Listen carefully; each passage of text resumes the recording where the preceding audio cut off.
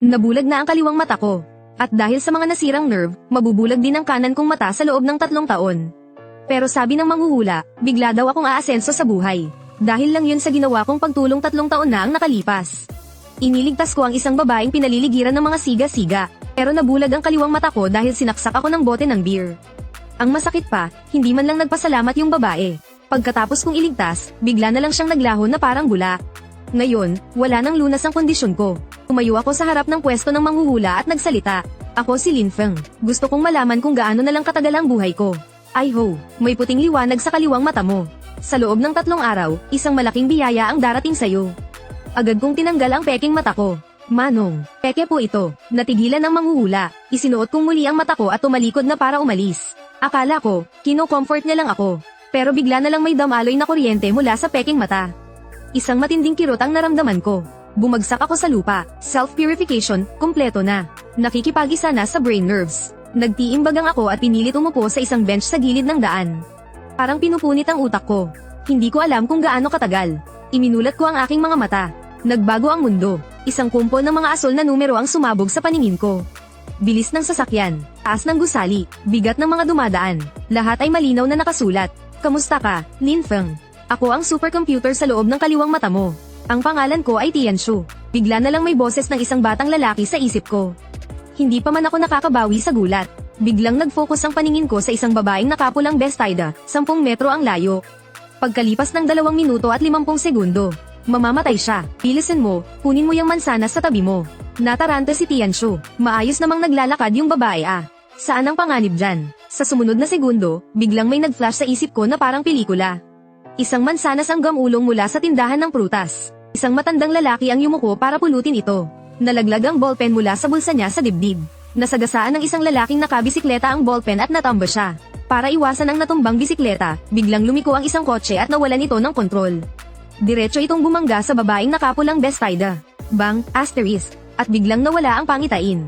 Sa totoong buhay, kasisimula palang gamulong ng mansanas. May natitira pang 1 minuto at 40 segundo sa countdown. Ikaw lang ang makakapagligtas sa kanya. Dinampot ko ang mansanas na iyon. Hindi yumuko ang matanda. Hindi nalaglag ang ballpen. Tuloy-tuloy lang ang pag-andar ng nakabisikleta. Nakalayo na ang kotse. Normal pa rin ang takbo ng buhay sa kalsada. Walang sino man ang nakakaalam na isang buhay ang kaliligtas lang. Tianshu, kaya mong hulaan ang hinaharap. Ito ay kalkulasyon. May pagmamalaki sa boses ng bata. 3 Mercedes, 2 Audi, 1 Rolls Royce ang paparating sa direksyon mo. Ikaw ang target nila. Umingit ang mga preno. 6 na mamahaling sasakyan ang hamarang sa buong kalsada. Nagsilabasan ang mga bodyguard na nakaitim. Lahat sila ay nakatingin sa akin. Nag-flash ang mga data sa paningin ko. Mga top-tier na bodyguard. Dongteng Group, isang global medical giant. Ina-activate ang body optimization. Toxin neutralization, 3%. Muscle enhancement, 5%. Naramdaman ko ang pangingilig sa mga kalamnan ng buong katawan ko. Yumuko ang pinuno ng mga bodyguard. Mr. Lin Feng, pinapatawag ko kayo ng aming pinuno. Habang kumakagat sa mansanas, sumakay ako sa Rolls Royce. Kanina, hinabol ako nung babaeng nakapulang bestida para kunin ang WeChat ko. Pero isang salita ko lang, pina-address ko na siya. Sa susunod, sa sidewalk ka na dumaan. Madilim sa loob ng kotse. Biglang kumislap ng kulay lila ang kaliwang mata ko. At lumino sa paningin ko ang isang babaeng may napakagandang katawan na nakaupo sa tapat ko. 3 taon na ang nakalipas, sa mismong araw na to. Nasaan ka? Narinig ang isang malamig na boses ng babae. Kumunat ang noo ko. Nagligtas ako ng isang babae. Naging masaklap ang kinahinatnan ko. Walang tigil ang pagpindot niya sa ballpen na hawak niya. Ako yung babaeng yun. Bumukas ang ilaw. Naka-ponytail. Nakasuot ng itim na suit sa ibabaw ng puting coat. Sa likod ng kanyang salamin na gold rimmed ay isang pares ng matang walang emosyon. 10 beses siyang mas maganda kaysa sa babaeng nakapula kanina. Siya nga yung estudyante 3 taon na ang nakalipas. Nabulag ang kaliwang mata ko para lang mailigtas siya. Pagkatapos noon, bigla na lang siyang naglaho. Pero wala akong utang sayo. Tumingala siya para tingnan ako. Nagtama ang paningin namin sa kulay lila kong kaliwang mata. Natigilan ang kamay niya. Napangiti ako habang pinagmamasdan ang pagpindot niya sa ballpen. Naging tensyonado siya dahil sa pagtitig ko. Ang mukhang ito, pareho pa rin ang hugis tulad ng dati.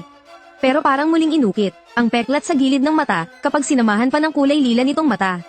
Nagbibigay ng isang masamang dating. Tianshu, anong problema niya? Tanong ko sa isip ko. Hihi, ang itsura mo ngayon ay mas nakakalamang na sa 90% ng populasyon. Bahagya kong binago ang proporsyon ng mukha mo. Paano naman yung natitirang 10%? Nasa dating na yan, no? Tinitigin ko siya. Kung ganoon, ako pala ang nagligtas sa'yo. Namula ang mga tenga niya. Umiwas siya ng tingin. 3 taon kitang hinahanap, hindi ka mahagilap sa mga CCTV. Kaya kinailangan kitang hanapin isa-isa. Espesyal ang pagkatao ko. Ito lang ang paraan para makita ka. Sandali siyang natigilan. At tumigas ang tono ng boses niya. Susuklian kita. Halimbawa, pera. May isang asul na window na lumitaw sa harapan ko. Guching. May 2 doctorate degree mula sa Streetland University. 3 anak na babae ng chairman ng Tiansheng Group. Tianshu. Pati yan kaya mong malaman. Facial recognition at social media accounts. Nakalagay sa social media niya, single siya. Tumunog ang cellphone ni Guching. Nahanap na siya. Dadalhin na namin siya sa inyo. Pinatay niya ang tawag. Ang sama ng timpla ng mukha niya. Sumama ka sa akin, kakausapin ka ng ama ko. Ang pinakamayamang tao, si Gu Shenshen. Nagka-interes ako. Tumango ako. Nakatitig sa mabilis na dumara ang tanawin sa labas ng bintana. Hoy, iniligtas ko ang buhay mo. Pwede bang wag mo akong tratuhin na parang may utang ako sa'yo? Ang mga lalaking gustong lumapit sa akin. Wala ni isang may mabuting intensyon. Malamig na sabi ni Guching. Miss, ikaw itong kusang naghanap sa akin.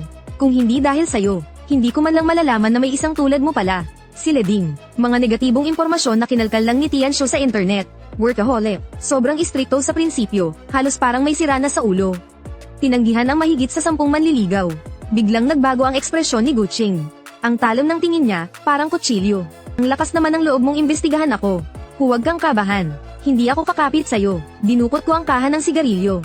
Ang lala naman ng pagkapraning mo. Sisindi pa lang ng lighter. Bigla niya itong hinampez. Bawal manigarilyo sa kotse. Biglang sumabog sa galit ang babae. Nanlisik ang mga mata niya. Walang tigil sa pag-click ang hawak niyang metal na ballpen. Para bang gusto ng manaksak. Itinaas ko ang mga kamay ko para sumuko. Samandal ako sa upuan at nagtulog-tulugan. Sa isip ko, kinausap ko si Tianshu. Ano ka ba talagang klaseng bagay? Seryoso ang tono ng boses ni Tianshu. D3 Sequence Week AI. Kayang kumonekta sa internet para maghanap ng impormasyon. At kayang baguhin ang katawan mo. Hinimas ko ang baba ko habang nag-iisip. Kumikislap-kislap ang lilang ilaw sa kaliwa kong mata. Medyo nakakakilabot sa loob ng madilim na kotse. Ang bulag kong mata, biglang nakakita. Nakasama ko pa ang anak ng pinakamayaman. At kailangan ko pang makipagkita sa pinakamalaking boss ng Jiang City. Sa wakas, may aasahan na rin sa buhay kong to. Ang suntok mo ngayon, may lakas na 100 kilo. Kinuyam ko ang aking kamao. Lumagitik ang mga buto ko. Isang di pamilyar na lakas ang rumaragasa sa mga ugat ko. Nako, simula pa lang yan. Ang sarap sa pakin ng tono ni Tianshu. Kapag busog ka na, parang laro lang sa'yo ang pagwasak sa isang bakal na plaka. Natawa ako sa narinig ko. 3 taon akong bulag. Tapos itong pesteng bagay na to, 1 segundo lang, pinagaling na ako. At ang mas nakakaloko pa, nagyayabang pa na magiging strong AI daw siya sa loob ng 2 taon. At sa loob ng 5 taon, ang IQ niya raw ay lalagpas sa 125,000. Biglang yumanig ang sasakyan. Sinabayan ko ang alog para bumangon. Mula sa likuran ni Guching, kumuha ako ng librong ang sining ng pakikipag-usap. Tutal, wala naman akong ginagawa. Ina-activate ang data eye. Activated na ang full brain reading mode. Pagkatapos magsalita ni Tianshu, parang nag-aapoy ang kaliwang mata ko. Ang mga letres sa libro, tila nabuhay at bumabaon sa utak ko. Tuloy-tuloy lang ang paglipat ko sa mga pahina. Nakakatakot sa bilis. Baliw ka na ba? Sinaman ako ng tingin ni Guching. Pero pag-angat niya ng tingin, nagtama ang aming mga mata. Ang lalaking kanina lang ay mapaglarong nakangiti. Ngayon, ang tingin niya ay malalim at walang buhay, parang tubig na hindi umaagos. Hindi ko siya pinansin. Sa loob lang ng kalahating oras, 3 libro ang natapos ko. Mga teknik sa pakikipag-usap, pagsusuri ng red wine, ekonomiya ng China, pagsara ko ng libro, parang nakatanim na sa utak ko ang lahat ng laman noon. Pumasok ang sasakyan sa manor ng pamilya Go sa labas ng lungsod. Nakakalula sa laki ang lugar. Parang isang parke. Pagkahinto ng Rolls Royce, agad kong itinulak ang pinto at bumaba. Ayan pala yung lalaki. 2 dalagitan na naka-ponytail ang lumapit. Magkamukha sila, pero puno ng pangmamaliit ang kanilang mga tingin. Hoy, yung nagngangalang Wanwan, iniunat ang kamay para tapikin ako. Mabilis akong napalingon. Ang mga linya sa gilid ng mukha ko, matigas na parang inukit ng kutsilyo. Ang peklat sa gilid ng mata ko, sinabayan pa ng lilang ilaw mula sa kaliwang mata. Para akong isang mabangis na hayop na handang sumalakay anumang oras. Langya, sabay na tinakpan ng 2 dalagita ang kanilang mga bibig. Namula ang mga mukha nila na parang puwet ng unggoy. Lumapit si Guching. Palamig ang kanyang ekspresyon. Sumunod ka sa akin. Sumunod ako sa kanya papunta sa main building. Habang nilalampasan namin ang mag-asawang medyo may edad na, biglang nagsalita si Tianshu. Na-detect ang masamang intensyon. Lalaking nakasot, tibok ng puso, 110. Lakas ng hawak, 28 kilo. Iniisip ko kanina kung paano kaayusin. Ang taong ito ay bayaw ni Guching, Vice President ng Tiansheng Group. Natigilan ako. Sinulyapan ko ang lalaking nakasalamin na gold rim. Kung makangiti ang isang to, parang si Buddha. pero may patalim na nakatago sa tingin niya. Interesante, napangisi ako. Sumunod ako kay Guching papasok sa villa. Sa gitna mismo ng sala, isang matandang maputi ang buhok ang nakaupo sa isang engranding silya. Pinaglalaruan niya sa kamay ang mga prayer beads. Ang tingin niya ay parang sa agila. Ma, nandito na po siya. Yumuko si Guching bilang paggalang. Pagkatapos ay dinala niya ako palapit sa kanila. Ang panganay kong ate, si Guwanj. Ang bayaw ko, si Zhao Tianba. Pagpapakilala ni Guching, magiliw na ngumiti si Guwanj. May kabaitan sa kanyang mga mata. Sabi ni Tianshu, laging nagka-charity ang babaeng ito. Puro litrato ng niluluto niya ang laman ng social media niya. Isang tipikal na ulirang asawa at ina. Ibinuko ni Zhao Tianba ang kanyang mga braso para yakapin ako. Napakalakas ng tawa niya. Kapatid na Lin, mula ngayon, isang pamilya na tayo. May na-detect na abnormalidad. Bilis ng puso, 110. Biglang pagtaas ng adrenaline. Galit ang taong ito. Paalala mula kay Tianshu. Bigla akong kinabahan. Nang bitawan ko ang kamay niya, nakita ko ang impormasyong lumabas. Zhao Tianba, 38 taong gulang, manlalaro ng archery, Vice President ng Tiansheng Group. May hawak na 0.13% ng shares. May isa pang account sa Green Messenger na kachat ang best friend ng asawa niya. Nagrereklamo na may paborito ang matanda. Malabong maging kapamilya. Binawi ko ang kamay ko. Yung mga pailalim na tingin ng bayaw kong to. Halatang halata na. Kaming 5 magkakapatid na babae sa pamilyang Go. Ang pangalawa ay si Gumanjay. Biglang nagsalita si Guching. Ang international best actress na si Gumanjay. Nagningning ang mga mata ko. Idol ko yan. Kumunat ang noo ni Guching. Biglang humirit ang kambal. Bayaw, turuan mo naman kaming mag-archery. Humakbang ng 2 beses si Zhao Tianba. Bigla siyang lumingon. Tinilaan niya ang gilid ng kanyang labi at nakangiting nagtanong. Shaolin, sama ka rin. Hinihintay lang ng taong yan na kumagat ang pain. Seryoso ang boses ni Tianshu. Espesyalidad niya ang archery. Gusto niyang ipamukha sa'yo kung sino ang mas magaling. Tinitigin ko ang kumikinang niyang mga mata sa likod ng kanyang salamin. Bigla akong napangiti. Tara, tingnan natin kung may matututunan ako. Nasa pinakaloob ng asyenda ang archery range. Nakatayo ang kahoy na target sa layong 100 metro. Kinuha ni Zhao Tianba ang recurve bow. Whoosh! Sapul sa bullseye ang pana. Simpleng bagay. Ibinaba niya ang pana. Mapanghamon niya akong tiningnan. Inabot ni Gulele ang pana. Galingan mo, kuya. Sa sandaling hawakan ko ang pana. Nagsimulang magbigay ng datos si Tianshu. Bigat ng pana, 32 pounds. Pull coefficient, 1.2. Hangin mula sa timog silangan, level 3. Koreksyon, 2.5 degrees. Hinayla ko ang tali. Hinayla ng pinalakas kong mga kalamnan ang pana na parang bilog na buwan. Pagbitaw ko sa pana, agad na nagbago ang ekspresyon ni Zhao Tianba. Hindi lang sa bullseye tumama ang pana model. Biniyak pa nito sa 2 ang palaso niya. Wow, ang angas naman ni kuya. Nagpalit-palit ang kulay sa mukha ni Zhao Tianba. Pilit siyang ngumiti. Sinwerte ka lang. Subukan mo ulit. Hindi ako umimik. Nagpakawala ako ng 3 sunod-sunod na palaso. Bawat isa ay tumama sa iisang tuldok. Diretsong nabiyak ang bullseye. Tianshu, masasabi mo bang nabunutan ko na ng pangil ang asong yun? Palihim akong natuwa. Oo naman. Ang tibok ng puso niya ngayon, 150. Malapit nang sumabog sa galit. Nakatayo si Guching sa lilim ng puno. Pinapanood niya ang paghila ko sa pana, ang focus at tikas ng aking tindig. Bigla niyang naisip na hindi na pala ganoon kasama tingnan ang lilang kislap sa kaliwang mata ko. Ang pader ng maliit na kubo sa archery range ay puno ng mga tropeyo at litrato. Inayos ni Zhao Tianba ang kanyang salamin. Nagkukunwaring mapagkumbaba, mga lumang kwento na yan. Pinagmamasdan ko ang mga kupas niyang tropeyo. Biglang may lumitaw na pop-up mula kay Tianshu. Naitala na ang kakayahan sa pagpana. Master level. Durugin ang kalaban. May kaunting alam. Hinaplos ko ang aking baba. Tumingin ako kay Zhao Tianba. Tara, maglaban kaya tayo. Ikaw, lalabanan mo si Bayaw. Halos mamilipit sa kitatawa si Gulele. 6 na beses na siyang champion, no? Nagpipigil ng tawa si Zhao Tianba habang nagpapanggap na seryoso. Sige na, dahil interesado naman si Lin. Pagbigyan na natin. 25 metro. Anan nang nakapiring. Hindi naman kita nilalamangan yan, di ba? Yung pangmamaliit sa mga salita niya. Hindi niya na nag-abalang itago pa. Nagkansyawan at nagpalakpakan ng kambal. Inaasan pa ni Zhao Tianba ang pusta. Ang matatalo, patiwarik na kakain ng tanghalian. Game ka ba? Sige ba? Mabilis ang sagot ko. Kinuha ni Zhao Tianba ang isang professional recurve bow. Piniringan ni Gulele ang kanyang mga mata gamit ang isang silk scarf. Huminga siya ng malalim. Binanat niya ng husto ang pana. Tumibat ang palaso sa hangin. Tug, mula sa 25 metrong layo, sapul sa gitna ng target. Walang tatalo kay Bayaw. Sigawan ng kambal sa tuwa. Ang tingin nila sa akin ay para bang isa akong katatawanan.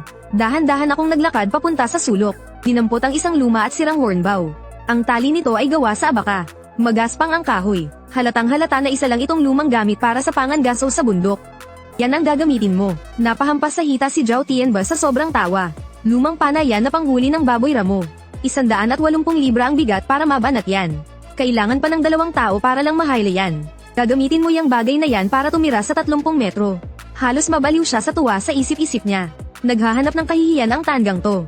Dapat lang siyang mapahiya. Hindi ako umimik. Hinawakan ko ang katawan ng pana. Sumabog ang lakas mula sa mga pinalakas kong kalamnan. Isang malakas na lagitik ang narinig. Gamit lang ang isang kamay, nabinat ko ng husto ang abakang tali na parang kabilugan ng buwan. Natigil ang halakhak ni Zhao Tianba sa kanyang lalamunan. Nanigas ang mukha niya na parang bangkay. Masyadong boring ang 30 metro. Casual akong dumampot ng isang maliit na bato. At isinalang sa tali ng pana. Yung dulo ng palaso mo na lang ang titirahin ko. Baliw ka na ba? Napasigaw sa gulat si Gulaylay. Titirahin ang dulo ng palaso mula sa layong 25 metro. 100 beses na mas mahirap yan kaysa sa pagtama sa bullseye. Hindi man lang ako kumurap. Pagkabitaw niya, sumibat ang bato. Sa sobrang bilis, anino na lang ang nakita. Pagkatapos ng isang malutong na lagitik, nakatitig ang lahat sa target. Sapol na sapol ang bato. Umagos ito sa dulo ng palaso ni Zhao Tianba. Nag-iwan ito ng isang tuldok sa bullseye. Nabalot ng nakabibinging katahimikan ang archery range. Ang mukha ni Zhao Tianba ay nag-iba-iba ng kulay. Namula, tapos namutla. Nagngangalit ang mga daliri niya sa pagkakahawak sa pana. Ang galing na 10 taon niyang pinagpraktisan. Sa harap ng isang casual na tira ko, ay naging isang katatawanan. May napili na kung sino ang kakain ng patiwarik. Binaba ko ang busog na gawa sa sungay. Nagpagpag ako ng kamay. Nakanganga ang kambal, kasya na yata ang isang itlog sa bibig nila. Anong medyo marunong doon? Parang Diyos na bumaba sa lupa. Sumipol si Tianshu sa loob ng isip ko. Oh, ano, hindi lang salita tong galing ko, di ba? Napangisi ako, habang nakatingin sa nangingitim na mukha ni Zhao Tianba. Ang asungot na to, baka hindi na makangiti pa sa buong buhay niya. Bigla namang inayos ni Zhao Tianba ang kanyang damit, at muling nagpakita ng isang magiliw na ngiti sa kanyang mukha. Ayos lang, ayos lang. Practice lang naman. Pero ipinakita na sa akin ni Tianshu ang mga detalye ng malapitan. Yung metal na shaft ng palaso, naiupi sa isang magaang diin lang ng daliri niya. Hindi normal ang taong to. Ang lakas niya, hindi pangkaraniwan. Naging seryoso ang boses ni Tianshu. Napatingin ako sa mga kamao ni Zhao Tianba na namumuti sa higpit ng pagkakakuyom. Naintindihan ko na ang lahat. Kung ayos lang naman pala ang lahat, maghanda na tayong kumain. Nakangiting tumalikod si Zhao Tianba. Walang sino man ang nakakita sa pagnanais niyang pumatay sa lalim ng kanyang mga mata. Kailangang mapatay ang batang to. Napangiti ako habang tinitingnan ang likod niya. Ang pamilya Gu ay mas malalim pa kaysa sa inaakala ko.